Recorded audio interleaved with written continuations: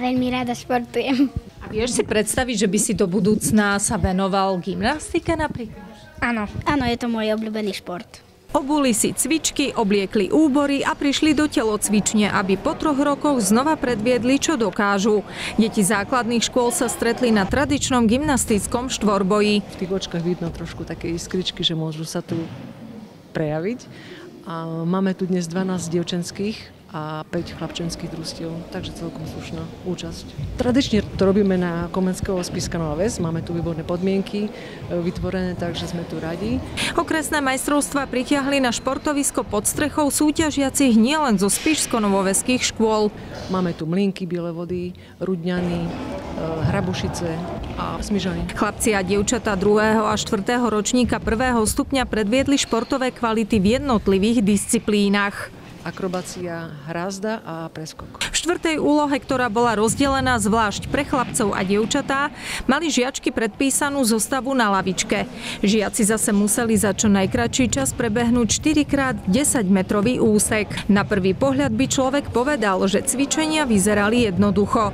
No každý cvik má mať správne prevedenie. Aký bol dnes ten tvoj športovo-súťažný deň? Tá taký lepší, ako som čakala, ale dačo sa podarilo, dačo nie. Neviem, že či až tak na 100%, ale všetko som zvládla. Bolo niečo pre teba ťažké? Lavička.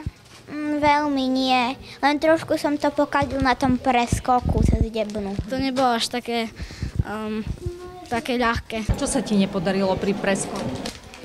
Že som nedal sa k hore nohy. Nevadí.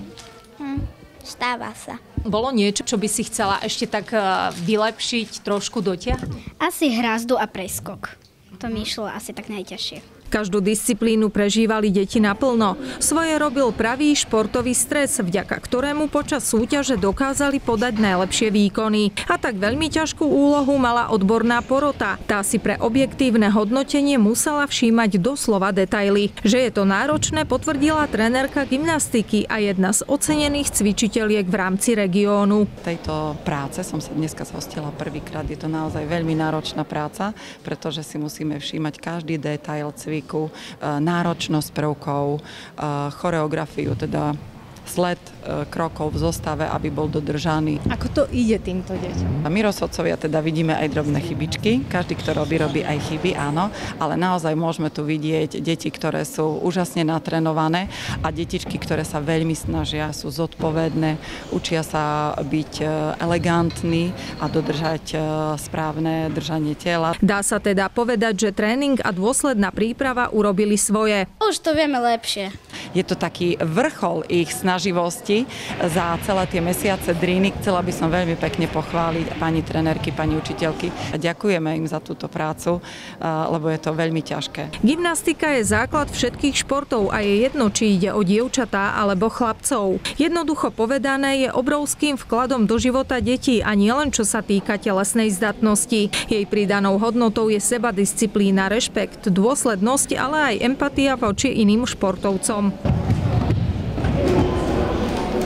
Gymnastický štvorboj je postupovou súťažou. Družstva, ktoré na okresných majstrovstvách dosiahli najlepšie hodnotenie, si o nejaký čas merajú sily na krajskej súťaži v špeciálnej gymnastickej hale v Košiciach.